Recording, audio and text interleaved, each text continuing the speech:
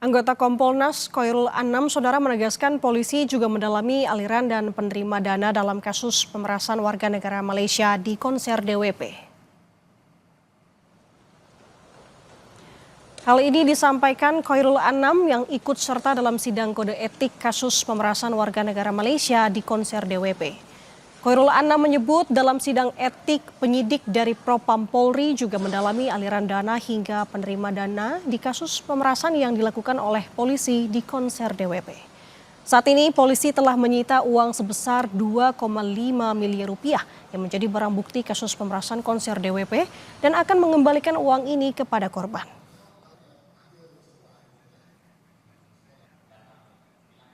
Beberapa korban ada yang mengaku kalau dia mentransfer uang ke sejumlah acara.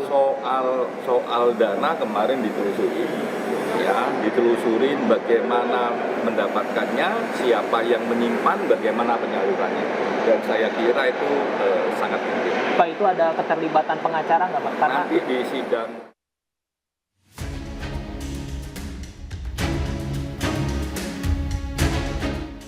Mabes Polri mengungkap keterlibatan mantan Direktur Reserse Narkoba Polda Metro Jaya, Kombes Donald Simanjuntak, dalam kasus pemerasan terhadap sejumlah penonton pagelaran musik DWP 2024 asal Malaysia.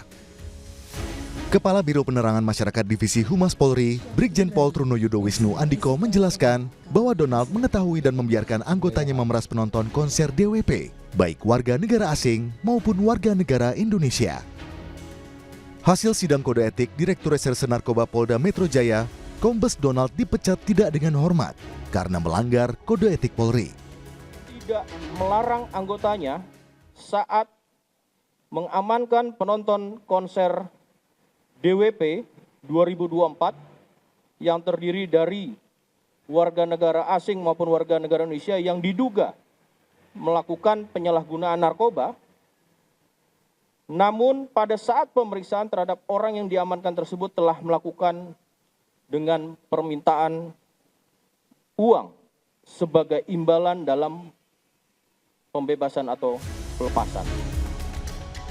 Selain Kombes Donald, dua anggota lainnya yakni AKBP Malvino Edward Justisia dan AKP Yudi Trinanta Saiful juga dijatuhi sanksi PTDH atau pemberhentian dengan tidak hormat atas peran mereka dalam kasus ini.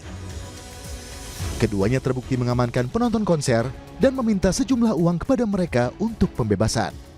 Saat menjabat sebagai Kasubdit Ditres Narkoba Polda Metro Jaya telah mengamankan konser DWP 2024 terdiri dari warga negara asing maupun warga negara Indonesia yang diduga melakukan penyalahgunaan narkoba.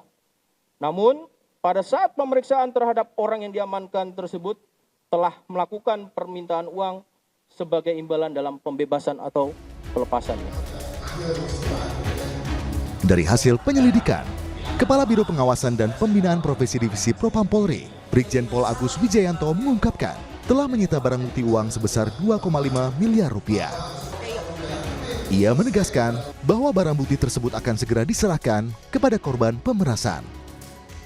Berhasil kita amankan, kita sita 2,5 miliar sekian, dan nanti akan dikembalikan kepada yang berhak.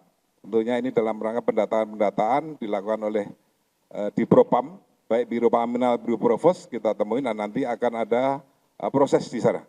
Tentunya ini sedang berproses untuk barang bukti 2,5 sekian. Hasil pemeriksaan Divisi Propam Polri, ada 45 warga negara Malaysia yang mengalami pemerasan saat konser Jakarta Warehouse Project. Dan terungkap uang yang terkumpul dari upaya pemerasan terhadap 45 warga negara Malaysia ini diduga mencapai 2,5 miliar rupiah. Sebelumnya, Kapolda Metro Jaya Irjen Karyoto menyebut 34 personel polisi dari Satuan Reserse Narkoba telah dimutasi buntut kasus pemerasan yang dilakukan kepada penonton DWP 2024 asal Malaysia. Tim Liputan, Kompas TV.